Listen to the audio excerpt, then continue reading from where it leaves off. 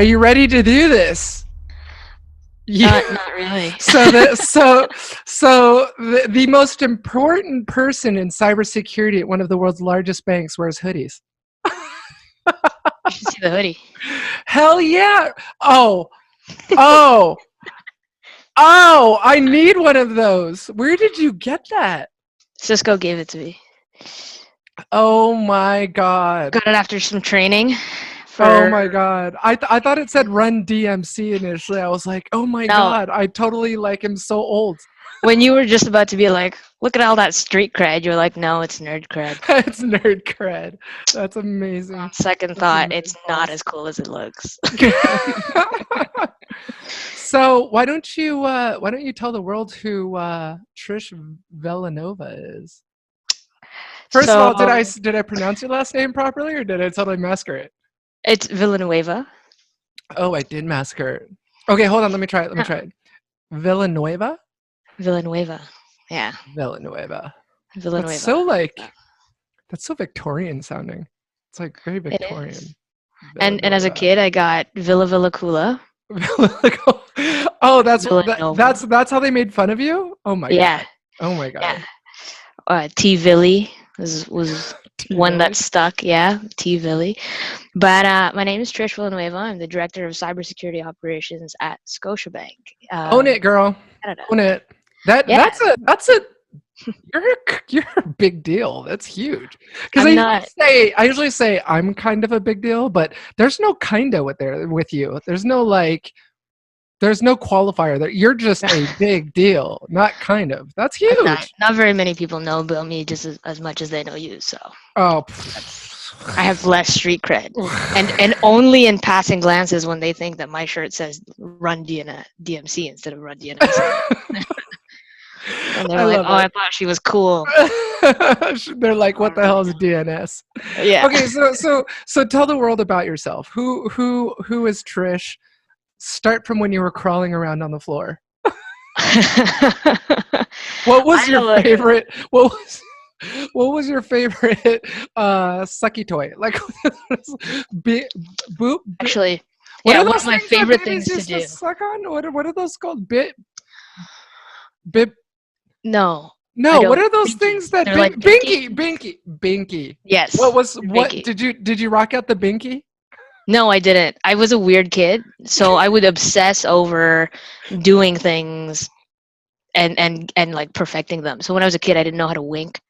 So I spent a summer learning how to wink. I used to do that. And I was like, I can't move just the one eye. So that's adorable. That's absolutely adorable. Oh my god. I spent a summer trying to figure out how to wink, and then when I learned to do it, I just went around winking at everyone. My grandma's like, "You shouldn't do that. Please stop doing that." This is the most amazing interview I've ever had. This is amazing. Yeah, I used to sit in front of a mirror for hours and try to draw myself. That was a thing that I used to do. Really? Oh wow. Yeah. I was a weird kid, and I wore an eye patch too, in this eye. Wait, hold on. Because you needed it, or because you just thought it was? Because I needed it. It was a fashion statement. Was it a fashion statement? No, because I needed it. Back in the day, back before science and all that madness, in the Philippines, they said, in the Philippines, they thought that, if you have a lazy eye, which is not a real thing, as it turns out. Oh, okay. If you have a lazy eye, then what you do is you cover the good eye. Wait, it's pause. Hold on. Wait a minute. First of all, I need to dissect that a little bit more. In the Philippines, a lazy eye isn't a real thing, or no, in general. In general, lazy eyes are not a real thing. In my adulthood, they thought that lazy eyes were was a thing that you could train your eye out of. As it turns out, actually, it's a misshape of the cornea of your eye, right? So it's not something you can train your eye to fix itself. But it was referred to as lazy eye because you have one good eye and then one. And in the Philippines, they didn't cover the lazy eye; they covered the good eye. Yeah, to get the other eye not lazy, to get it off its ass. So did it work? Oh yeah, we totally drop expletives on this show. Don't worry about it. So wait a minute. So is that why you're all better now? Your eye doesn't look lazy at all? It does not work. That's not a real thing. So that was a Filipino old wives' tale kind of thing? It was. And so I wore an eye patch for a year for no reason. There's a photo of me somewhere. I don't know. And you were the social outcast for no reason at all. Yeah. And it wasn't even like a cool Pirates eye patch. It was like taped onto my face like this. Like it was like a patch of gauze and tape. So basically people thought you were just missing an eyeball. Yeah, like, they honestly were like, what happened? What happened? What happened? And so I wore that. And that's amazing. I was not the coolest kid. That's amazing. Hey, you know what? I can one up you. I walked around and rocked out headgear and not just headgear. My mom thought it would be the best thing for my social life is to combine both the braces and the headgear together in one. So I rocked out headgear and braces for several years of my life. Trust me. Several years. I only had 1 year of it, and then I came to Canada, and they were like, "That's not a thing." So I've got you beat. I'm sorry. You almost took home the trophy. You did. It is a weird thing. There is a photo of me somewhere in a mall in the Philippines with my eye patch wearing a full Pink Power Ranger costume. Riding one of those. I don't know what's worse, the eye patch or the Power Ranger costume. And is there really a photo? That's the question. Yeah, there is a photo. There's a series of photos because it was the first day of the eye patch. And like my grandparents were like, "Oh man, she looks miserable. Let's take her to the mall and get a photo taken and have it hung on the wall of the mall for and she all can eternity. have this moment forever." Yeah, that was the thought process. I appreciate it, Grandma, wherever you are. But now it's just a great story, right? That was amazing. That was the best way any of my shows have ever started out. This is amazing. And that's how I introduce myself. And then run DNS. Enter run DNS. Yeah. So you are. Do you consider yourself to be an offensive person, defensive, blue team, red team, purple team, pink team, blue, whatever, all the colors of the rainbow team? Like, where do you fall in cybersecurity? Like, so I kind of started my career not really knowing that cybersecurity was a thing. I'm sure it's a fairly old tale now when it comes to cyber, where I had no idea that it was even a thing. I have a degree in English out of the University of Waterloo here in Canada, and I was doing migrations from Windows 2008 to 2012. So there was an application as all English majors do. English majors your standard postgraduate English job. To put myself through teaching. What do I do with this degree? Let's see. I can go into marketing, or I can do Windows migrations. Yeah. Well, I was in between jobs and I was in between roles, and this venture capitalist who had seen my work through the co-op program at Waterloo, he was like, "Hey, you seem to work really hard. Do you want to work for one of the startups that I funded?" And they were developing it was called AppRx, and it was a cloud-based SaaS program that would do migration or application testing for the migration to Windows 2012 from 2010 servers. Oh, wow. And so in the midst of doing that, I actually got hit by a car as a pedestrian, and that kind of like changed. Wait, okay. You can't say something like got hit by a car and just like fast forward. Like you were in a car and got hit by a car, or you literally like the car smashed into you like you were a car? The car smashed into me. I was crossing the street and this guy went down the wrong way on a one-way street, and I was crossing, and holy Jesus. Oh my God. So you like flew, like you got air, you were in the air. Like you're assuming this because I'm a small person. I'm a very visual thinker. I'm trying to imagine this. So you took air, I'm assuming. I went face first into the hood of this Volvo. And I feel really, I'm not laughing at you, I'm laughing with you. Holy shit. Yeah, and I went face first into this Volvo. It dislocated my jaw, broke up a bunch of and stuff like that. And I was I I don't want to go back to work. Oh my god! I was like, I want to just, you look, your face looks amazing. Like, thank you, but you'll never I see me. can't tell you face planted a car. Yeah. Okay. But my front teeth were knocked out, and so you'll never see me like biting into stuff, like, because I can't do it. Oh my god! How long ago? When did this happen? How long? 2012. Wow. 2012. Right. So there was a bit of time ago, but after that, I didn't want to go back to doing what I was already doing. Right. There was a lot of sales involved with what I was doing, and I was very frontline, and I didn't want to talk to people. It hurt to kind of converse, and so I was like, you know what? I've done. I'm pretty good with IT.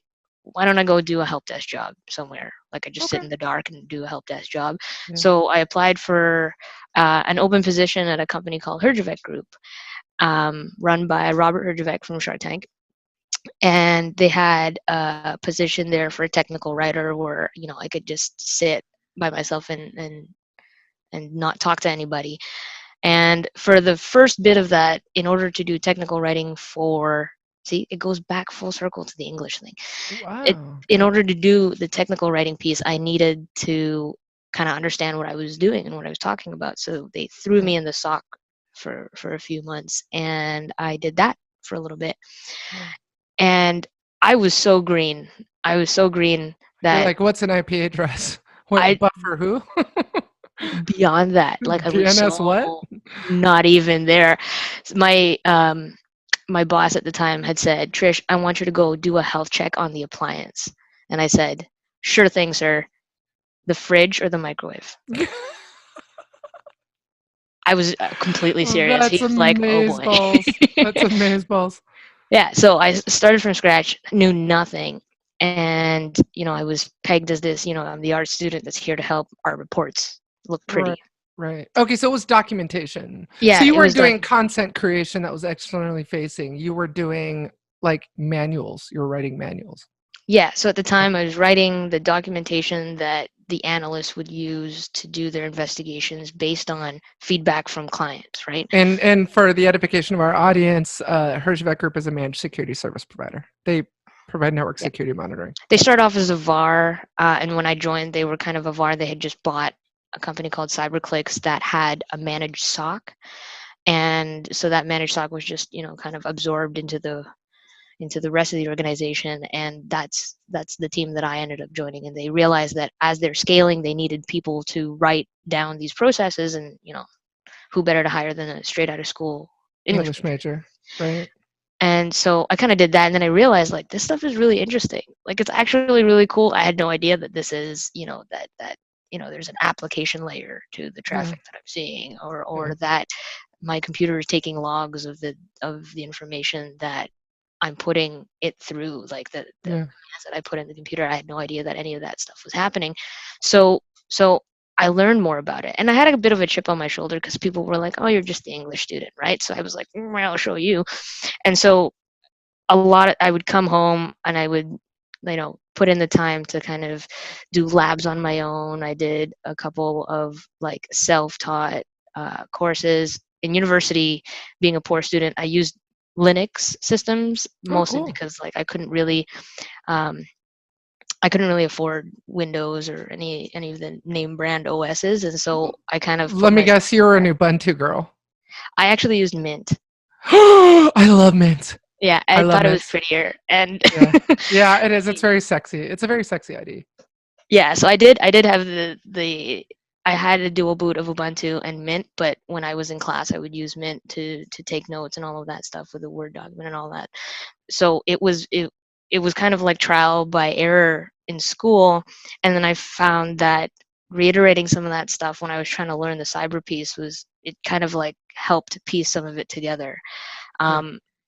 And because I was working out of the SOC, I come from a really defensive perspective. Like, I'm very operationally minded, and I think that the perspective that I brought to the SOC at the time was, why aren't we doing this in the most simple way possible? Like, I understand it to be this. Are you telling me that I'm missing a piece of the puzzle, or can we just not do it this really simple way?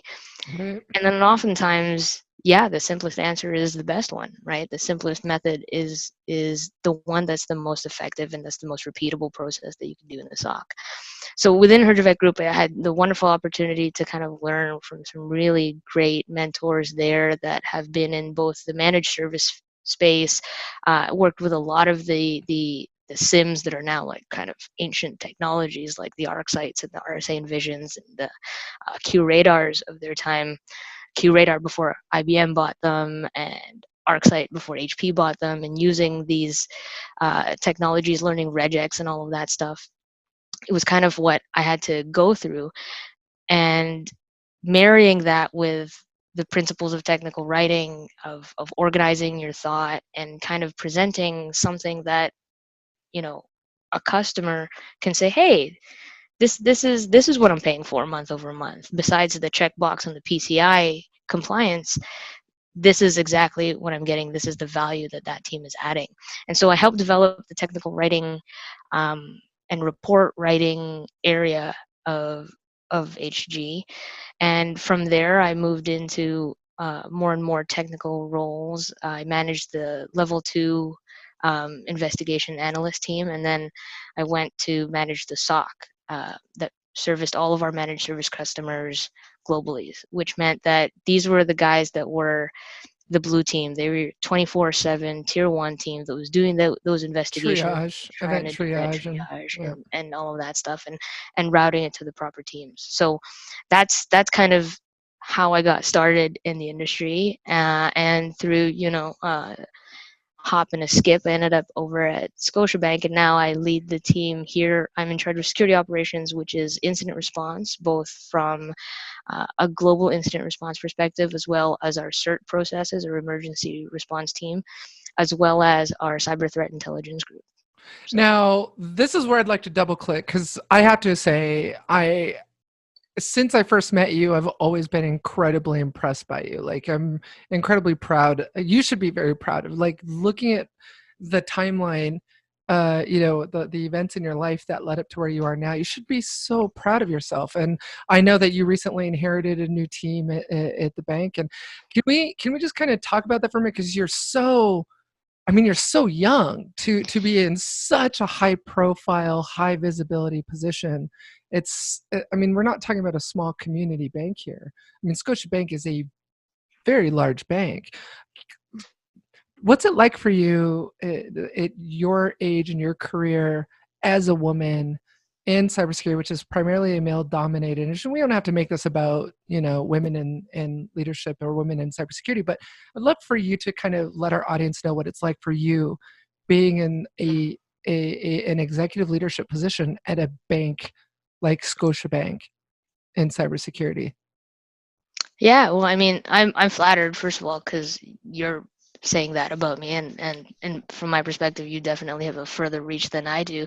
But I've had a lot of really great mentors in the past, both men and women, that have kind of helped me push the envelope. I'm generally a fairly curious person, and as you could tell from the stories of my childhood, I have like an obsessive personality, and so when I want to do something, I will go and do it. That's I will amazing. spend a summer learning how to wink.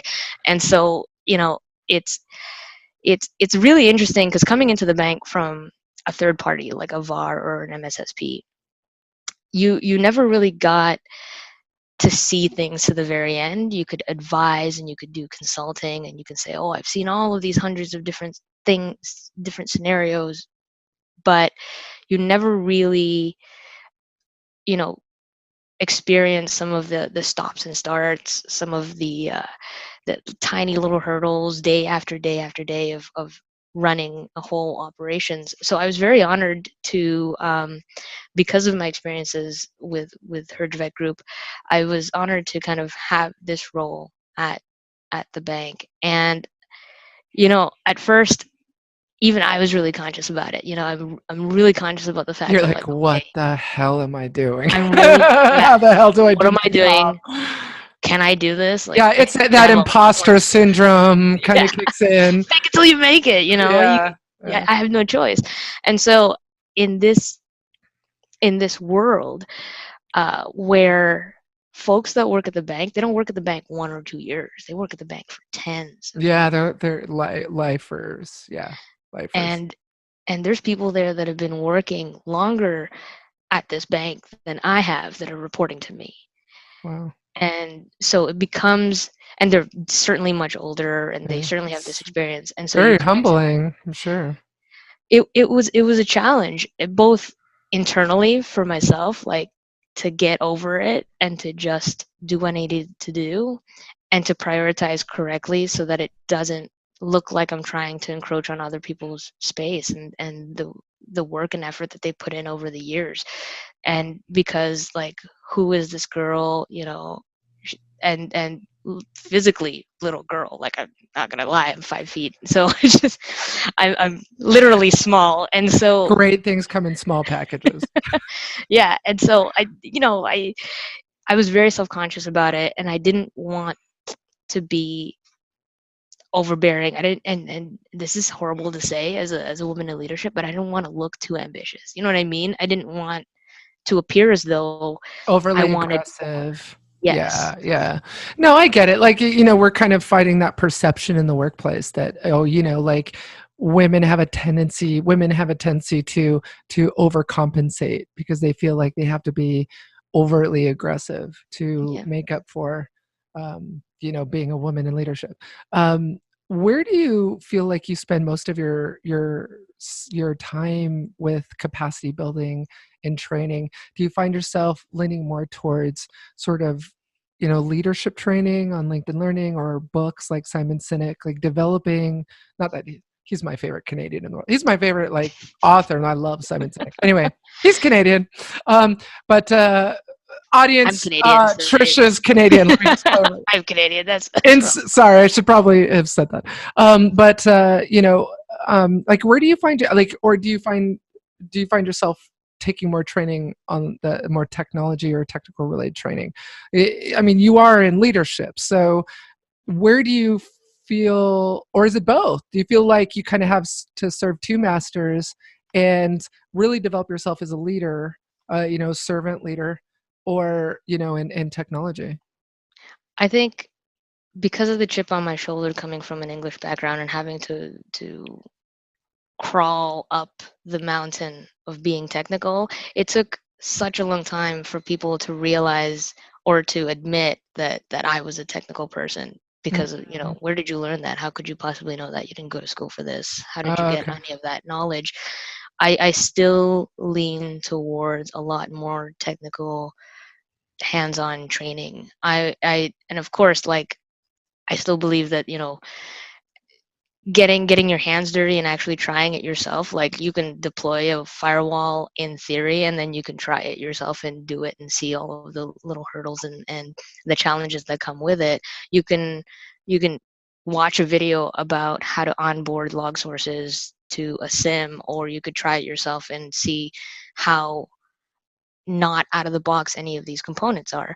And so that, I'm a huge proponent of getting your hands dirty technically, and probably a disproportionate amount to that area, probably because of my own insecurities about how technical I am and how technical I remain. Because the perception is, as you move up the ladder and as you move up in the leadership rung, then you start to lose that. And while I agree that it becomes less of your focus to be that technical, you you want to be able to hold people's hand to the fire, Mm-hmm. right? And especially as a female leader in IT and in cybersecurity, you can't, that people are testing you.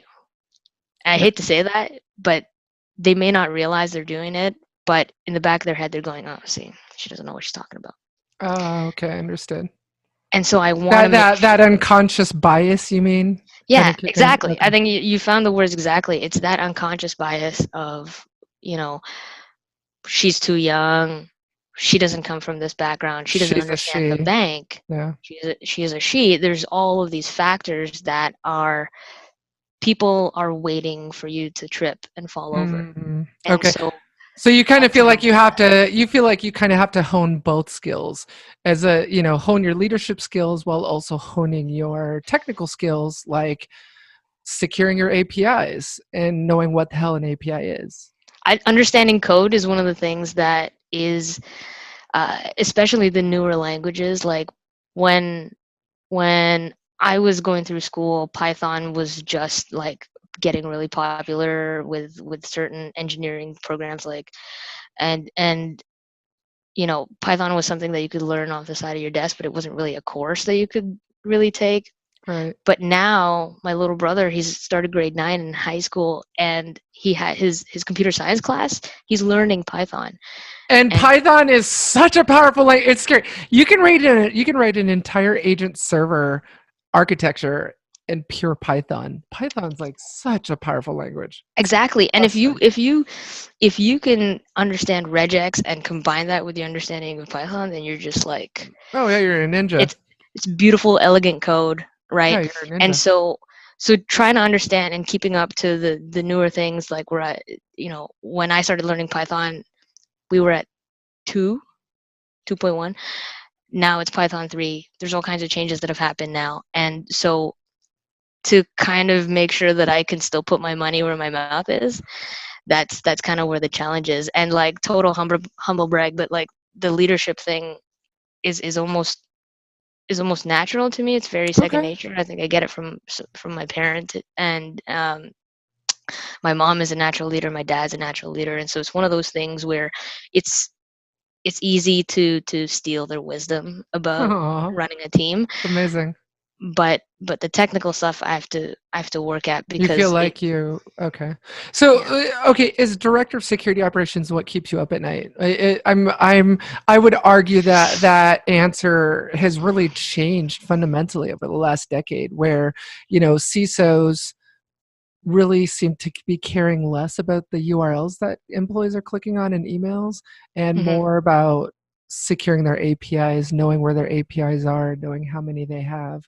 Like what keeps you up at night? I know that there have been some issues around source code and API key leaks and stuff. And whose fault would that be?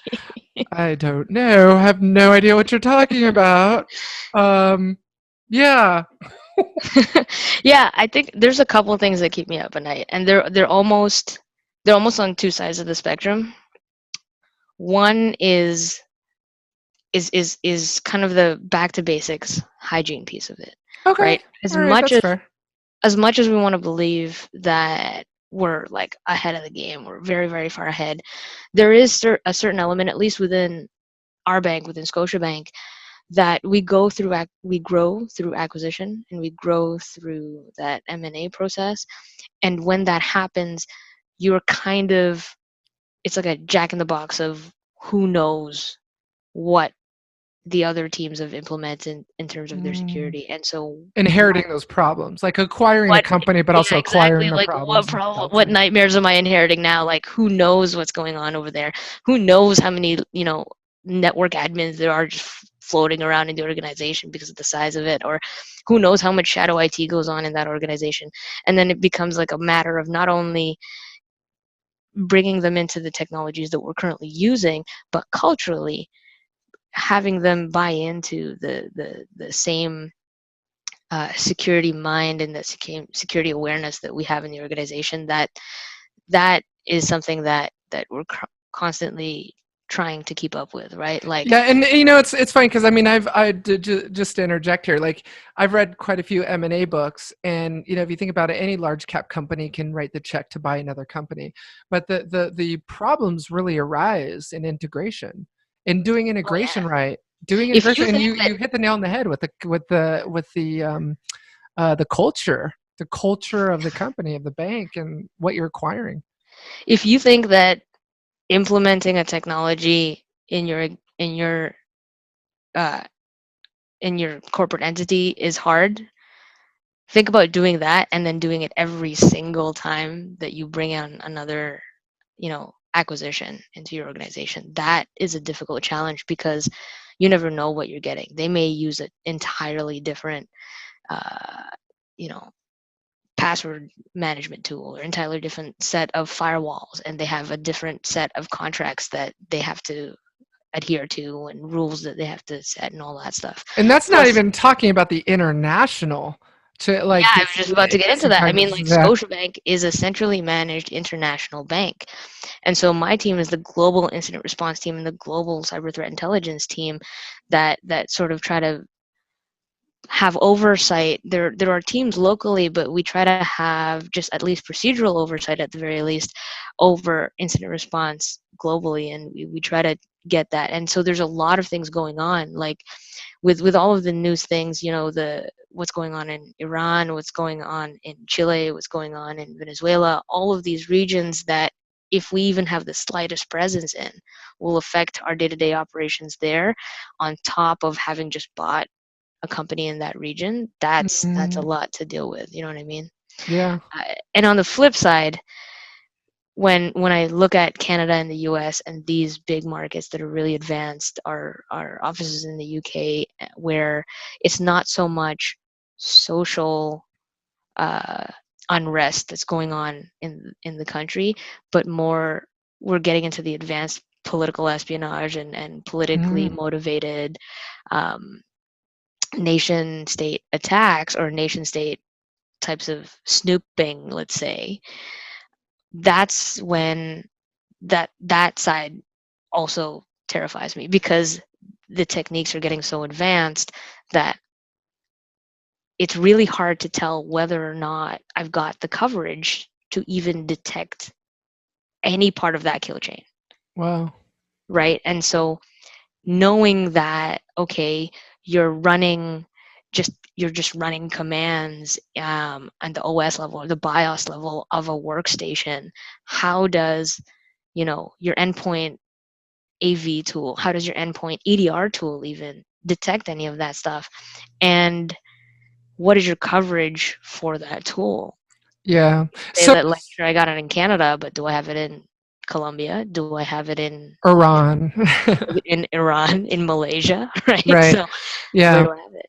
That's interesting. Yeah, so one of the most, one of the hot buzzwords and concepts right now, I shouldn't even call it a buzzword. It's more of, I guess, a framework right now. The soup du jour in cybersecurity is the MITRE attack framework. I mean, it's huge. It's huge. Like everyone, all vendors position their tool according to the MITRE. MSSPs are positioning themselves around the MITRE. How do you care about it at Scotiabank? Do you even, is it even a framework you use or measure things by? Like how does the MITRE attack framework fit in your world? MITRE is a huge thing right now, and even within the bank, it because of the coverage on it from a media perspective and from an industry perspective. There's a lot of language that our executive teams already understand from that MITRE framework, and so they want to know based on that 7-step Oh attack wow. framework So it's where even we the narrative. It's even the narrative when you're it is. communicating to senior leadership. Exactly. And when you're restricted to 7 steps, yes, it simplifies the categorization of where you are on that attack kill chain, but at the same time it oversimplifies the problem. And this is my concern with overutilizing the MITRE framework, is that how do you know that this is step 5 on the kill chain? How do you know that? How do you know that this isn't a red herring or just a test? One of the most beautiful analogies I've heard about being the blue team member is that it's like in fencing, right? You have to be, as a defender, you have to be absolutely perfect. All the attacker has to do is find one little issue. And just because they're poking here and poking there and poking, wherever they're looking for an opening, that doesn't necessarily mean that that's going to be their plan of attack. That's a Could good point. just be a red herring. Buzzing, yeah, or decoy, or noise to. And then investing all of your technology, investing all of your energy into saying, okay, here's where we're weak. That doesn't necessarily reflect the entire kill chain. I think ultimately what people forget is that an attack is like a river system. There's a lot of different little, streams and lakes that will feed into the larger river. If you zoom out on a Google Earth view of the Nile, you will see all of these little uh, inlets feeding into the larger river. Those are various parts of the attack. The greater attack is the Nile itself, but how do you know what part you're in and what That part is a beautiful senior analogy. Oh my God. I've never heard it described that way. That's beautiful. It's amazing. No, that's true. And it's interesting to me to hear you say that, because it really is. It really seems to be the narrative that both technology vendors and buyers are framing their discussion and their dialogue around their investments of budgets, coverage of where gaps are, doing gap analysis around the MITRE attack. It's really taken off differently than the NIST CSP or or ISO 27001. It's just taken on a life of its own, and it seems to be what everyone is sort of gathering around. It makes sense, and I think the analogy works really well. The MITRE attack framework borrows a lot from military strategy. It is something that's used in tactical warfare, right? And Yeah. so when you're looking at uh, at, at doing an attack tactically within, some kind of kinetic military setting, then doing the reconnaissance and and in that order makes a lot of sense. And so the analogy and the narrative is just, it just sparks people, and so they get it, and so I understand why we use it. But we borrowed this methodology. That doesn't mean that the bad guys aren't more creative than that, or that they're not borrowing from other techniques. And we as defenders, and we as the blue team, need to not only anticipate that, but realistically be just as creative, if not more creative than they are, in how they may think of infiltrating our space, right? Because that's ultimately what it is. And why I'm such a big proponent of education in cyber and bringing in people from different backgrounds. It's not just because I have a chip on my shoulder from like being an English major myself, but I think that folks that bring outside perspectives, new analogies that we can use in the cyberspace, I think that is valuable on the defensive side, so that we can think of what else could happen. Sure.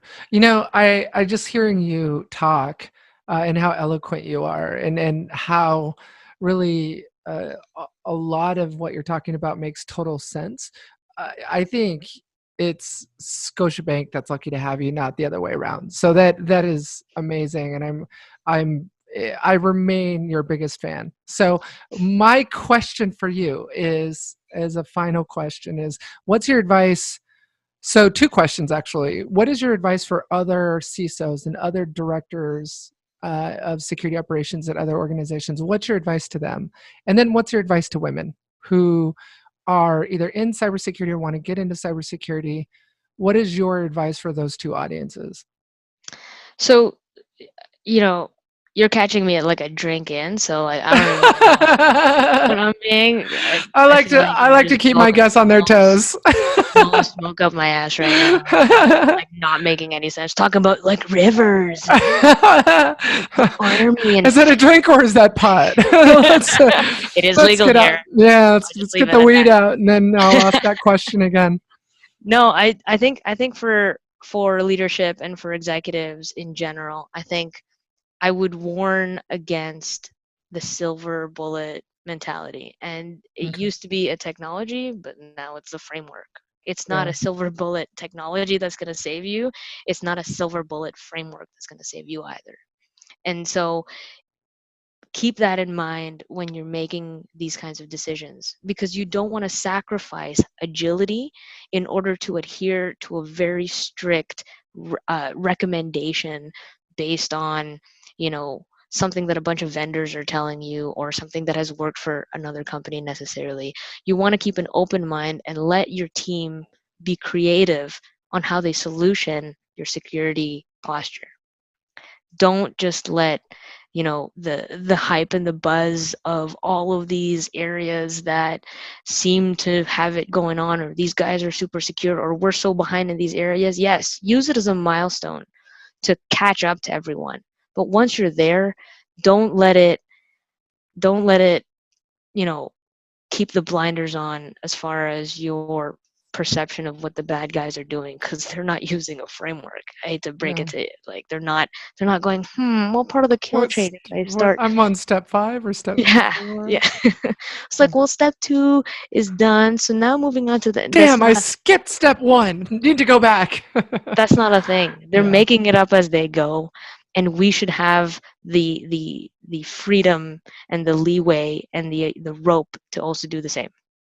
That's great advice. That's my advice to executive leadership in general, and that's it's the same thing that I'll say to my leadership and to the folks within the bank, is don't limit yourself to what you think you know. You don't know what you don't know. So humble down and think about the other options.